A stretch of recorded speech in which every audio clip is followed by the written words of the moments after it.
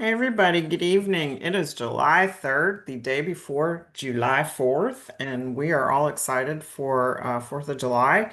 This is God Talk, and I'm Suzette Cotto, and we are the posse from Resurrection Metropolitan Community Church, and we meet here on Thursday nights from 6:30 to 7:30, so that's Central Standard Time, and we have conversations about world events, things that are in the political scene, all kinds of things, social justice, all things around the church and in the church and that affect us as Christians and how that intersects with the LGBTQ TIA plus community. Hi, good evening, Jared. So, Leo's going to start us with our icebreaker tonight, and we'll just go round robin. So I'll hit Kim next after you do the icebreaker. Okay. My name is Leo. The pronouns are he, him. And today's icebreaker is what's a song that makes your ears bleed? Oh, your ears wet? What's a song that makes your ears bleed? Oh, For me, it was this song that my husband used to play all the time That's a lot of songs. in the car. I hyperfixate. It was a song that sang something about pink flamingo. Carol, Bonita Flamingo. Yes. Is that a real song? Oh Yes. yes, no, don't listen It to is so good. It's a song about how flamingos get their pink feathers from like algae, right? But it's like a duck play on words because you don't have to change to be valid, right? And it's so gay. Such a message. It's just- Thanks for that, Leo. So, okay, Pink Flamingo. So, Jared, you go next. Hi, Jared. Pronouns, it's every pronoun. If as soon as you invent one, it belongs to me. Sorry. And so, generally, I struggle with like because it's got a lot of the melanated roots, right? But like it like doesn't have like the drum that I'm used to. And Right. I love Psycho, and he Yeah, does it. yes. And so it's like I fall asleep without drum, right? Like if there is no drum in a song, I'm like, right? But like, like there are some songs that like I can understand like some forms of country and some like and like it's a right. Like it just feels weird to have a song with so much soul not have a drum, and so it's like I don't know, it's like uncanny valley for me. Like I'm like, oh my gosh, what's going on? Tribal. So, your music has to have a drum or no drum? It has to have a drum. Has to Generally. have a drum. Yeah. Okay. All right, Kim, you want to go next? Hi, I'm Kim, she, her. It would be most heavy metal music. There's maybe a couple of songs out there, by Guns N' Roses that I might like, but for the most part, any heavy metal or even any rap music, it's like, I can't take it. I'll agree with you on that. So this is like playing Hollywood Squares. So let's go next, Krager. Songs that make your ears bleed. songs that makes my ears bleed. That's really hard for me because I love music. I do. I love music, and God, it's really hard. Um, Maybe. And now the day bleeds and the night falls, and you're not here to get me through it all. I'm like, it's such a song of desperation. Uh-huh. Yeah. I was getting kind of used to being someone you love, but where was my power? Where was my strength in all of that? You know, and so that song, my heart embraces that song, but also gives me pain at the same time because I can feel both sides of that lyric. Some, usually we write songs like that when we're going through it. So, all right, Kay, you're up. Uh, one song that came to mind instantly, and it's just a coincidence that it's related to, I guess, religious, but it's Highway to Hell. I love it, Kay. I literally hate that song. It's not a pretty song, no. Yeah, but I've never been into any heavy metal or headbanger stuff. Yeah. All right. Are you talking about the Now. one that's like, I'm on the highway to hell. I'm on the highway. Don't laugh at me, Jared. I'm doing the best I can. Lynn, what makes your ears bleed? Go. It's a thing. There it is. Are you on? Are you? I think you're muted. We can't hear you, Lynn. Lynn.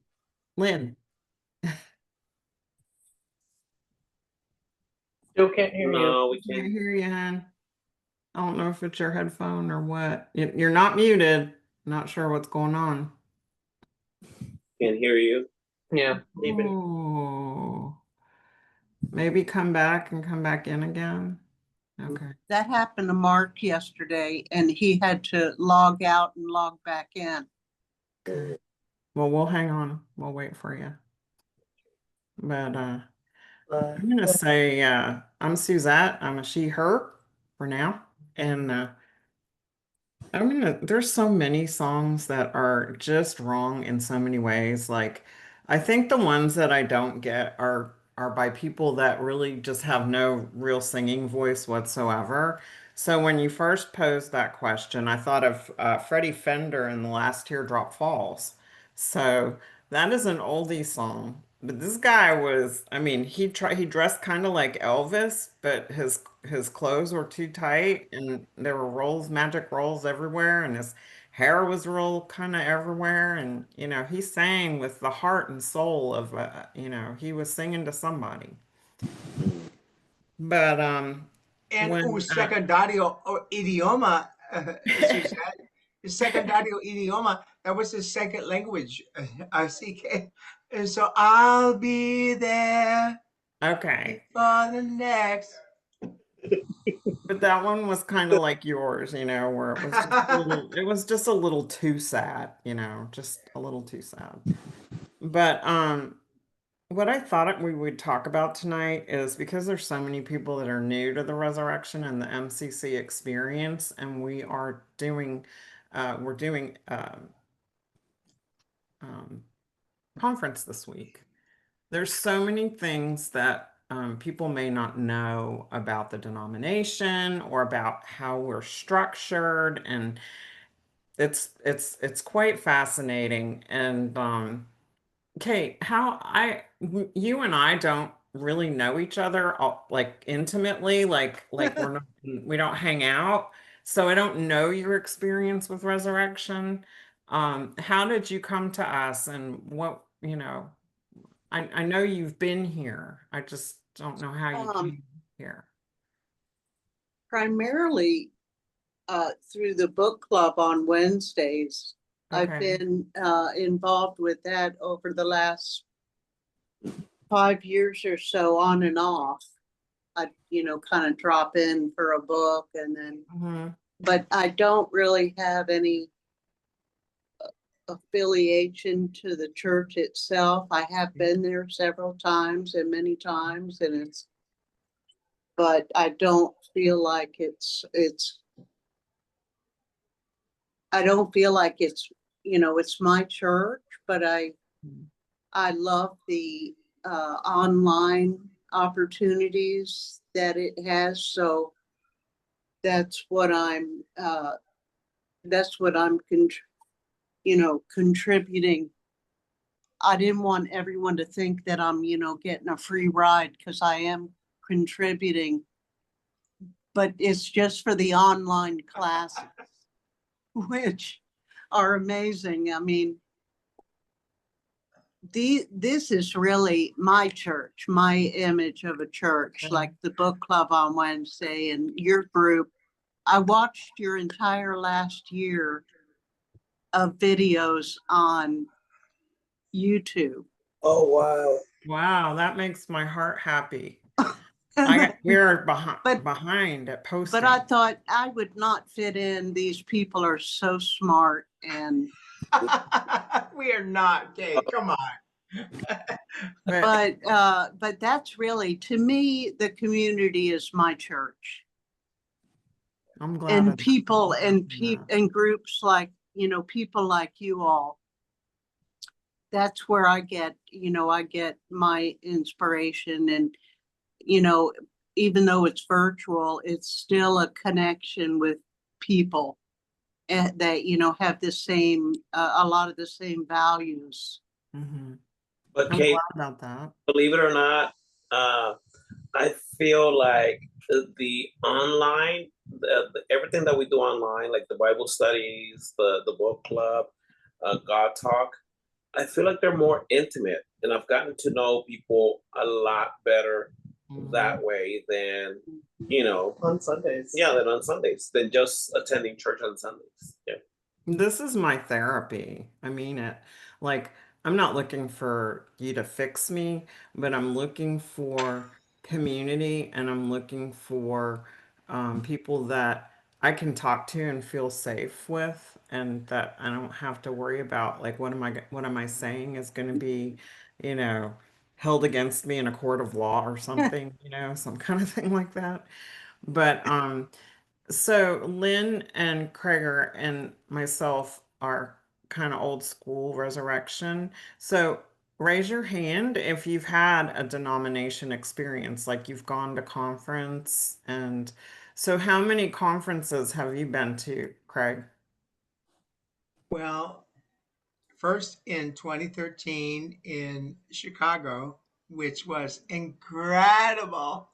Um, my boyfriend at the time, Paul, came, and we had the best time, and his mom came with him, and the music and the worship and everything was just, And that it freaking was just, butterfly from the ceiling, yeah, the it was just, cocoon.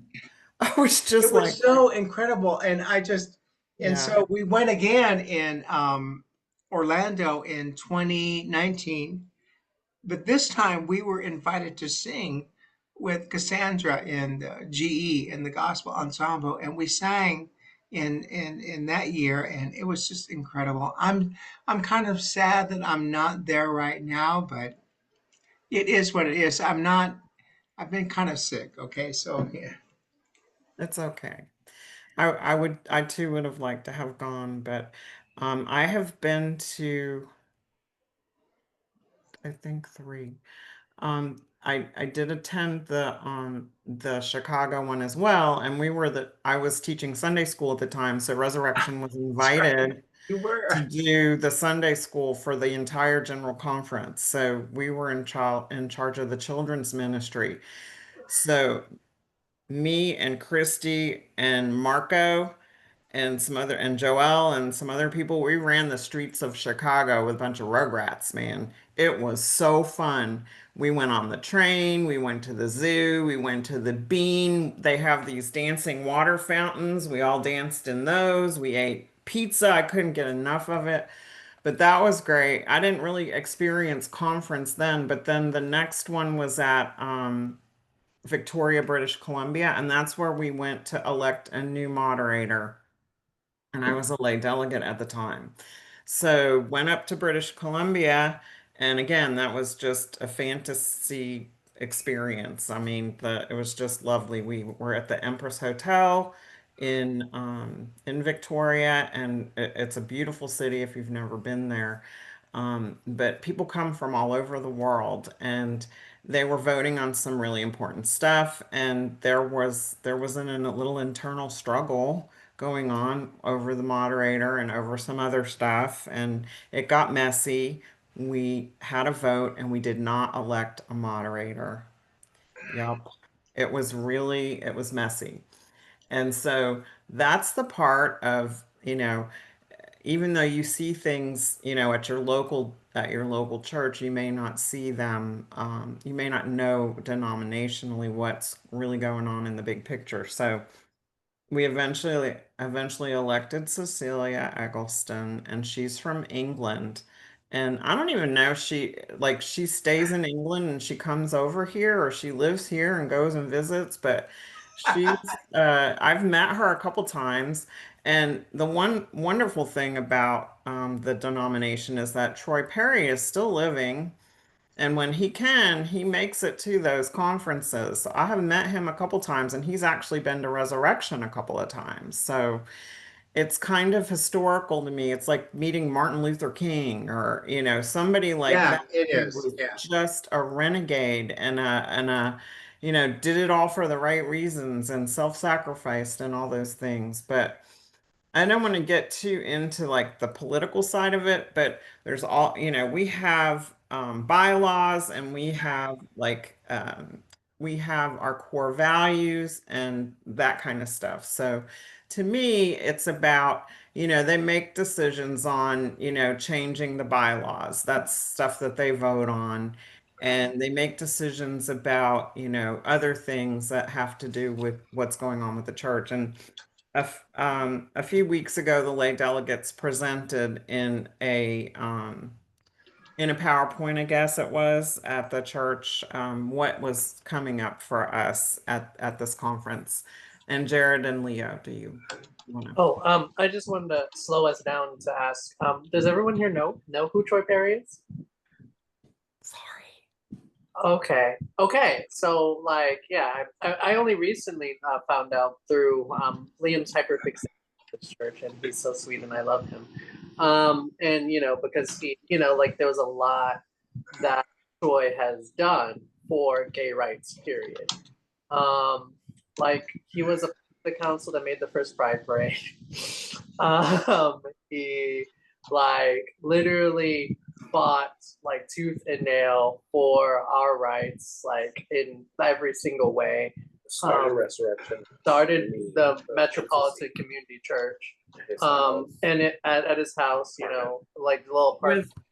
With an assembly of 12 people, which I found fascinating. It just happened to be 12 people, Yeah, like disciples.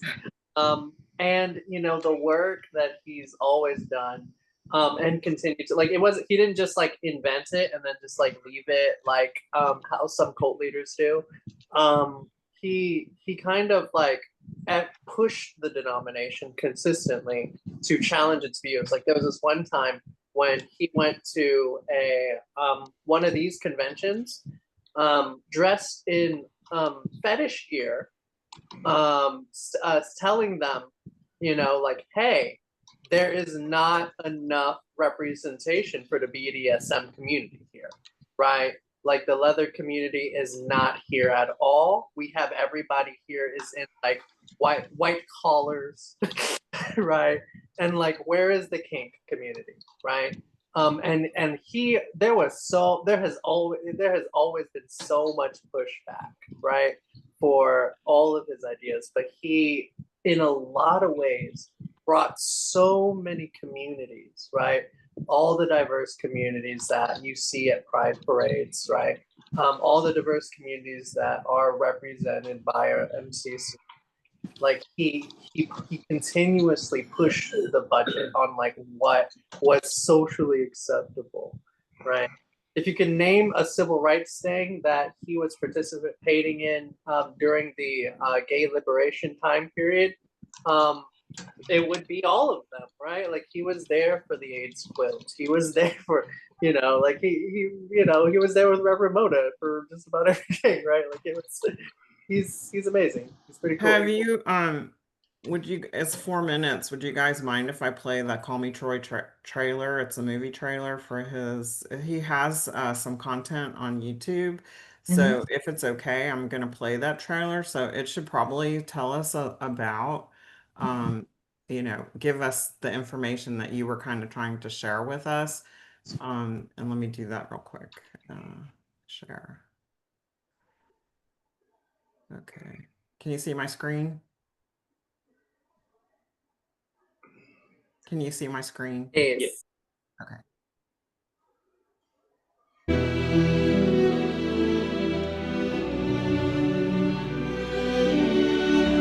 I never felt so alone. I just broke down crying.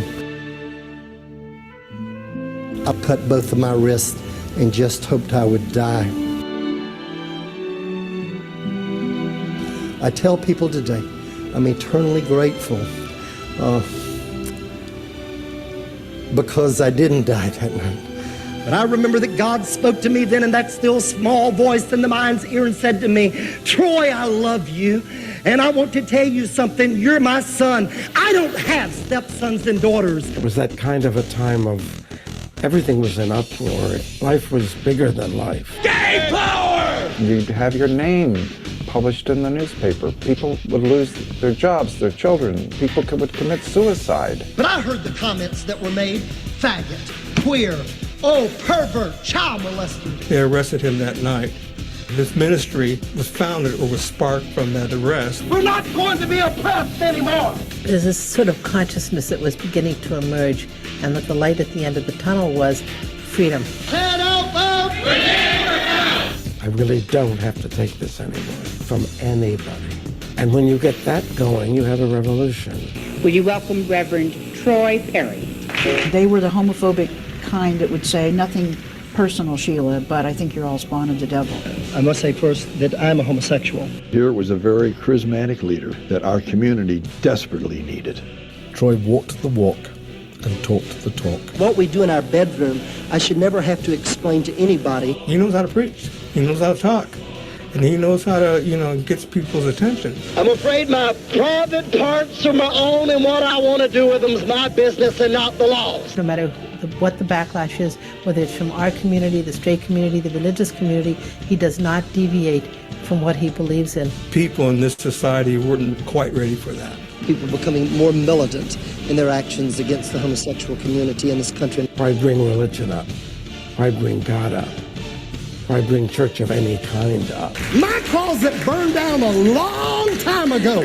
I set it on fire, amen. There were an awful lot of gays saying, you're making it bad for the rest of us. I have prayed to my God, asked my God, and I have the assurance some things are going to happen. I said, Reverend Troy Perry, and he said, call me Troy. I said, I know that we are going to do things together. He was this great big teddy bear, who just wanted to come and talk to you. There was this man who had this radical idea to start a welcoming church, of all things, and an evangelical church at that. When he started MCC, I was proud of it because I felt like that he had really found what he was supposed to be doing. He spoke church and religion and God in a vocabulary that I understood. I don't cease being a sexual person just because I become a Christian. He's given the gay community a door. You'll find whatever you're looking for in your life through that door. I swear to God, that's what I did. He really believed in what he was saying, and he really believed in freedom for gay people, and he really believed in the rights to be Christian. What's astonishing to me is we're talking about a man whose life and ministry has forever changed the Christian church. The Church of Jesus Christ can never be the same again. In our community, we reach out and we touch each other, and we love each other. What does the Bible say? With your faith, you can move mountains. We ain't moving mountains, but I think Troy, anybody closest could do it. They may burn us out. They might run us out of town. They might even shoot some of us. But praise God, with God's help, we won't be afraid anymore.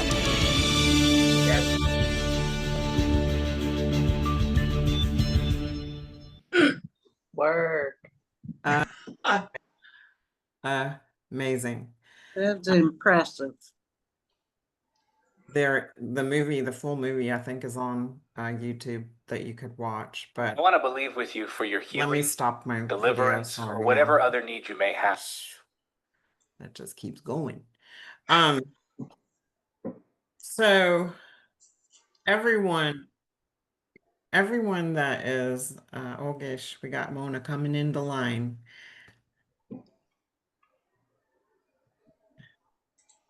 Good evening, Reverend Mona. Welcome to God Talk. We hope you're well. We are having a conversation about the MCC denomination and also about the General Conference and kind of an idea of what it is and, why they get together like this. And it's every 4 years, I believe, not every two. Is that correct, Craig? Every 3 years. Okay. So every 3 years we meet in a place and it's just a different place every time. And this year it was Scottsdale, Arizona. Um, and people come from all over the world. And I think that we were talking earlier with Leo and Jared about the fact that they did have an online hybrid version of the meeting this year, and I didn't know about it. Um, I didn't ask, which unfortunately I didn't ask because I could have promoted that more. There is a cost to it, but there is also a cost to broadcasting and hiring the people that do that stuff. It's very technical to do a hybrid and do it right. So there was a cost to it, but it was made available so that people maybe, there are smaller churches who can't always attend. I think that one of the things that they were voting on was that they could do voting from distant, long distance voting virtually. So things are changing, the wheels are moving slowly, but I would hope, and I hope going forward, that this happens in a bigger way so that more people can understand and know, what our church is doing and the business of the church and see how we function. And that's just not the only part of it. Yes, Craig, can I help? Well, I would say that having been to General Conference in Chicago in 2013 and then in Orlando in 2019, there the experience is just it's just phenomenal to see people from all over the world, Brazil, everywhere that MCC has churches, they at least send a couple representatives and to be in that community, that worldwide community, and it's so inclusive and so loving. And I'm sad that, that we're not there right now in Scottsdale, but we've had 5 funerals this year, and it's a lot going on, and so we didn't make it, but um it's an experience, and it's a spiritual experience to be connected with people from all over the world who are like us, you know, who are like us, and they get Or it. And no matter the what emerging. language they speak, it's, Yes. the language of love, you know. We So, have emerging churches in Africa, in places where, you take your life in your hands um, to be Christian and homosexual at the same time, or just homosexual, right?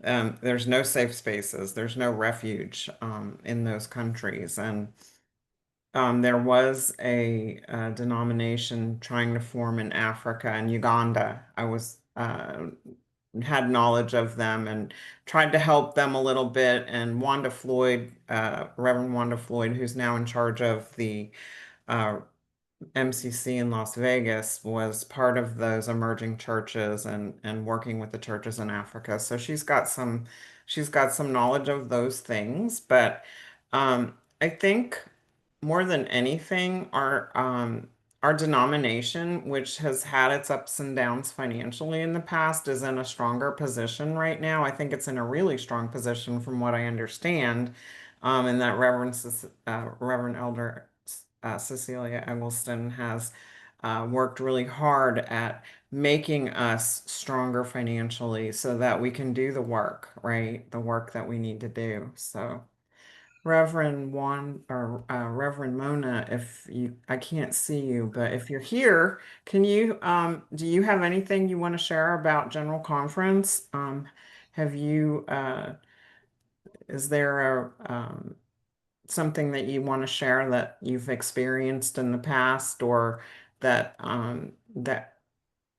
maybe would encourage us to? We're gonna.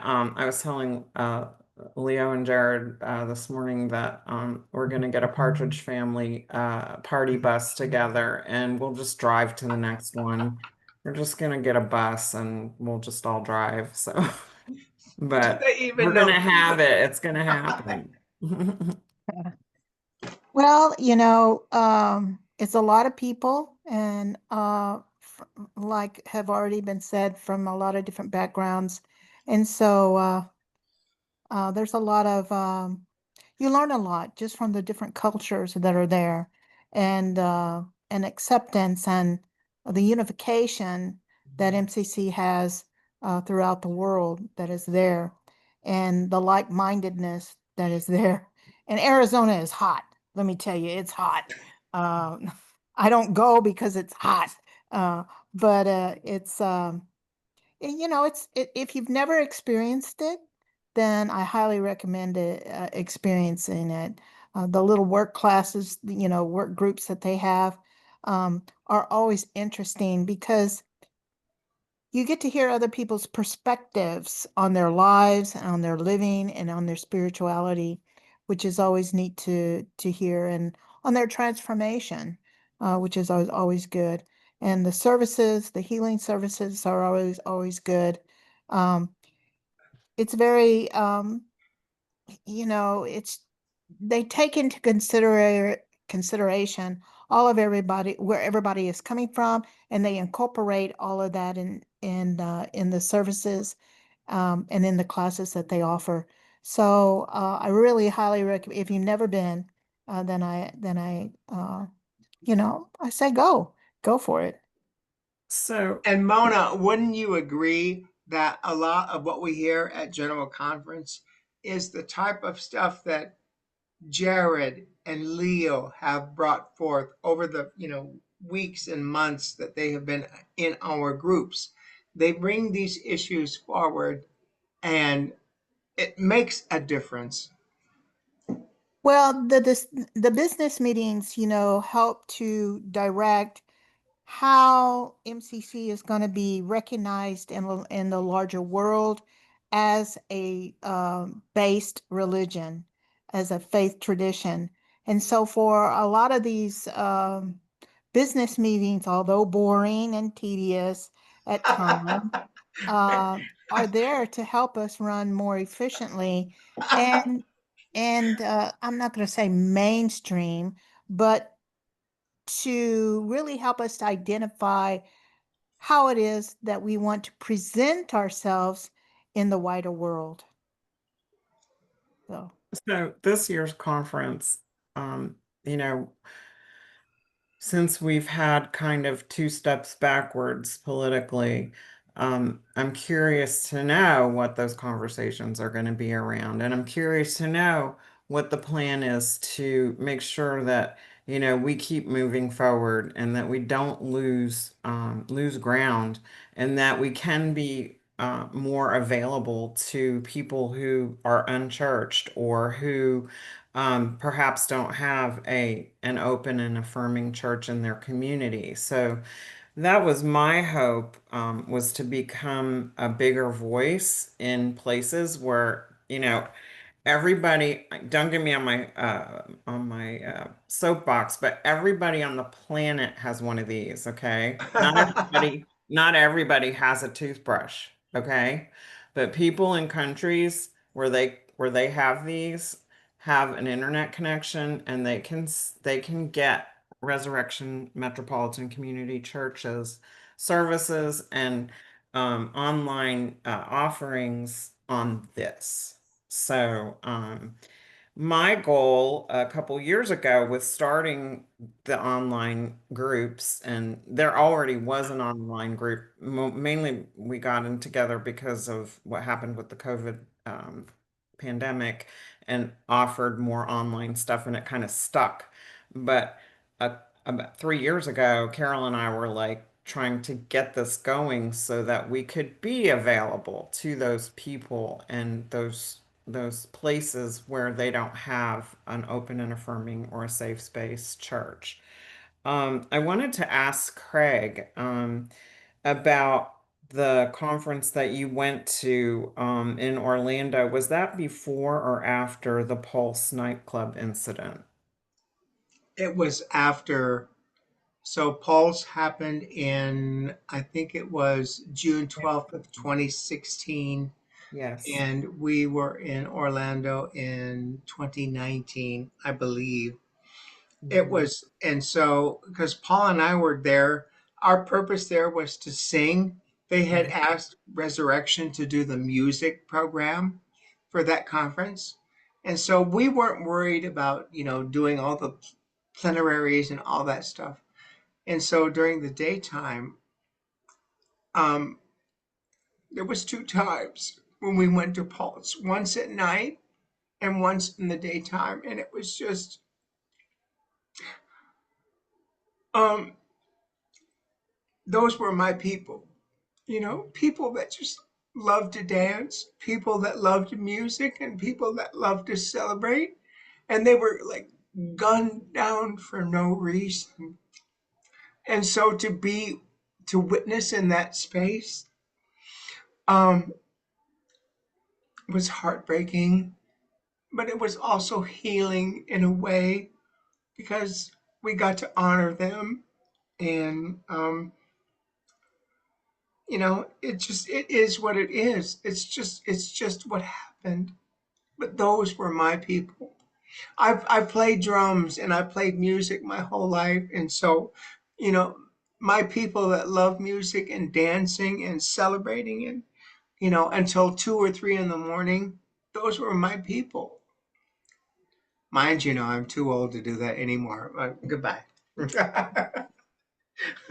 So, Christy was part of that group that went Yes, with she you. was. Christy And I'm was. not gonna lie, I was a little afraid, because Yeah.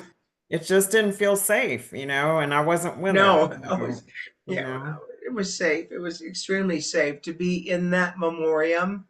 Mhm. There was cops out there. They were on it. Reverend Terry Steed wouldn't have let anything happen to us while we were on her turf. Yeah. So, Reverend Terry Steed, who Yeah. used to be our associate pastor, I believe, here at Resurrection. If I don't have her title right, I apologize. But she did she became ordained and she became our associate pastor. And shortly after that, she got called to Joy MCC in Orlando, and she was there. And she was like the spokesperson on the news every night on CNN or whatever news station you were looking at. And, she was organizing and pulling people together and making sure people were taken care of. And it was a sobering moment. But going back to um, the the origin story of our denomination and Troy Perry, and when you see the movie and the film that he created so that others would have that historical documentation of what he went through to get to this point, we just can't forget. So I think with with anything that I could bring to you tonight, with being in the gay and lesbian community, feeling safe is a big, huge thing for us. And feeling safe in a place of faith and a place of spirituality or just a place of, gathering is really important for us to maintain. And to know somebody did that for us is something, I don't look at I don't look at him as like, like the Pope, right? Other people see their denomination and their spiritual leader like the Pope who represents the church. I see him as almost like a Jesus person. He was Jesus incarnate. He took his life and his experience, and he brought it forward and made Christianity possible for people that didn't have it, who didn't have access to it because of who we are. So, Craig. Well, it was the day that the shooting in Pulse happened was Mojo's birthday. You know, it was the 12th of June, right? And so Mojo is a dear friend of mine. You know, she sings with me in Forever Blessed. And then fast forward a couple of years later, and the mass shooting in Uvalde occurred on May 24th, which was my mom's birthday. You know, and my mom has been gone since 2001. And so to have those two beautiful days marred in my brain by extreme violence is worth sitting on Jared's couch for the rest of my life, you know, every week, you know, but we you know, we do our best.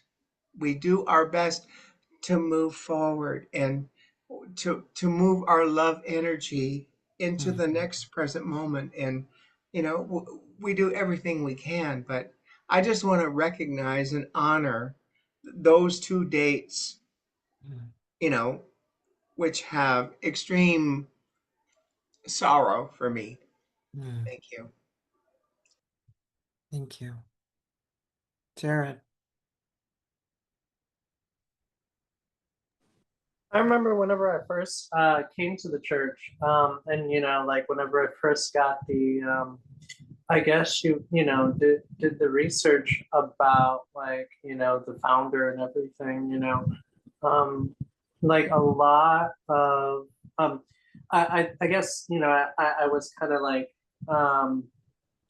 a little bit known for being spicy at our meetings. Because it seemed to me like everyone forgot about a man who's still alive. It seemed to me like nobody was walking that walk, right? Nobody was like modeling that behavior, right? It's like you look at the video of Troy Perry, you look at, you know, the behavior of Troy Perry, and then you look at us not going to actually participate in the Pride Parade, and then you look at us not originally not planning to actually even have a booth, that having to be brought up by the deacons. It just, you know, like these sort of things, right?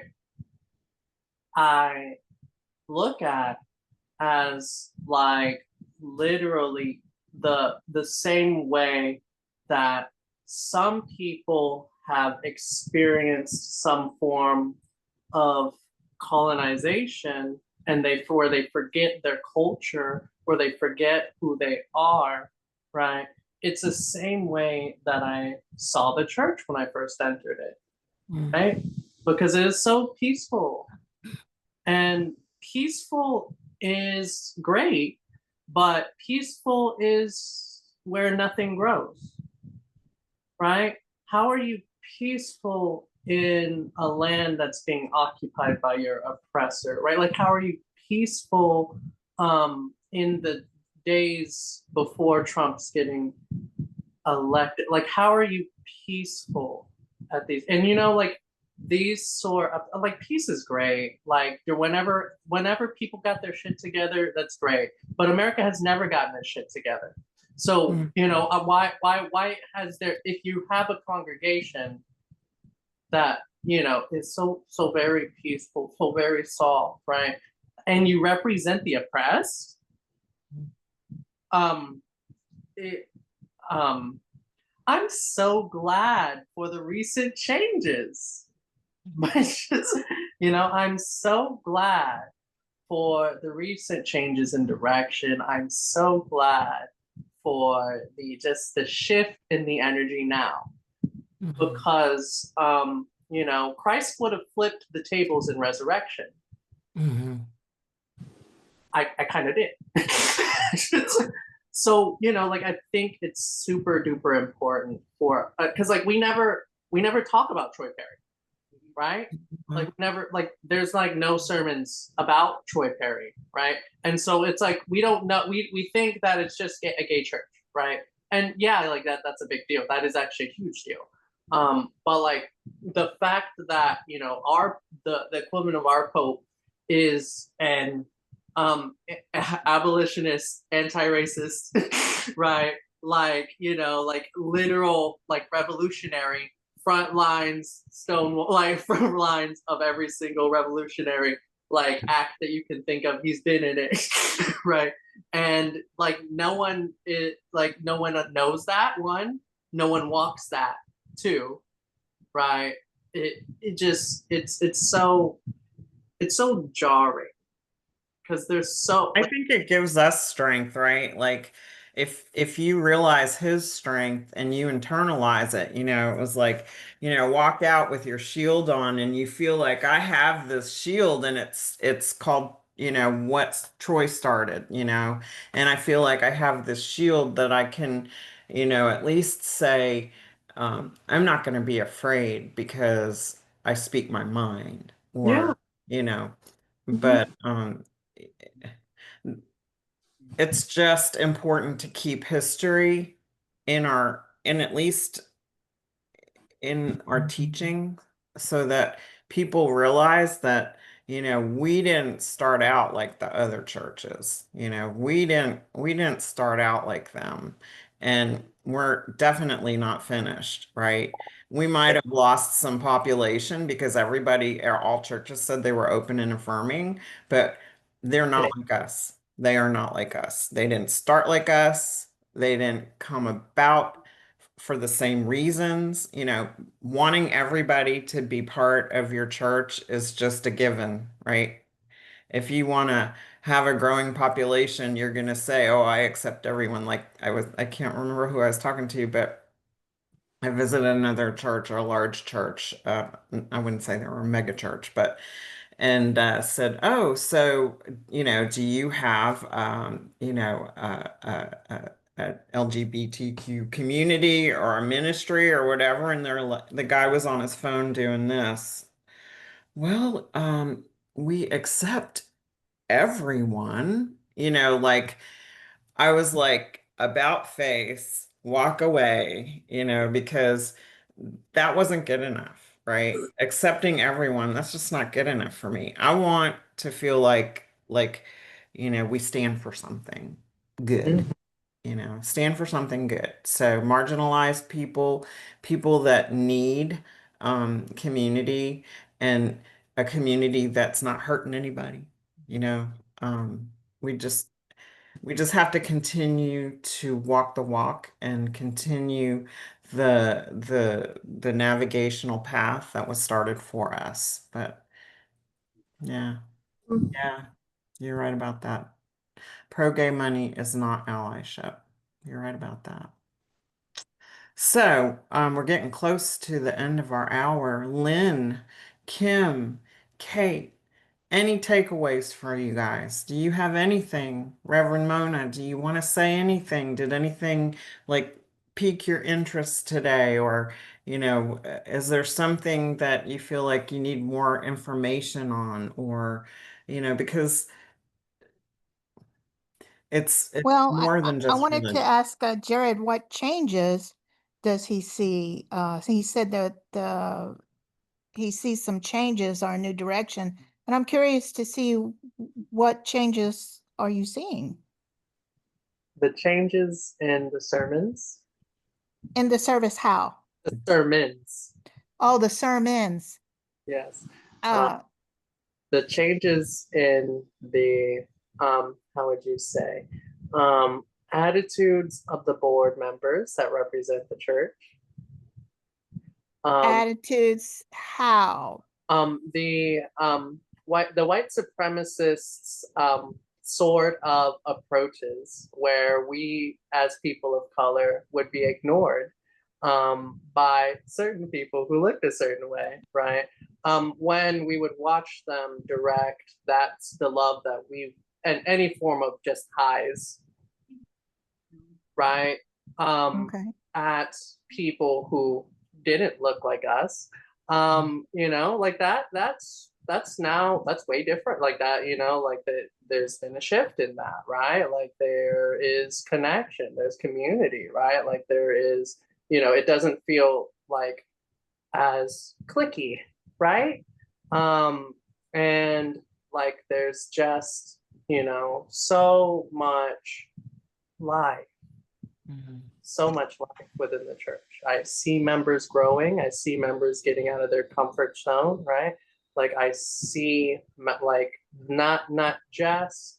I see like people doing some form of work, and it's definitely different from the kind of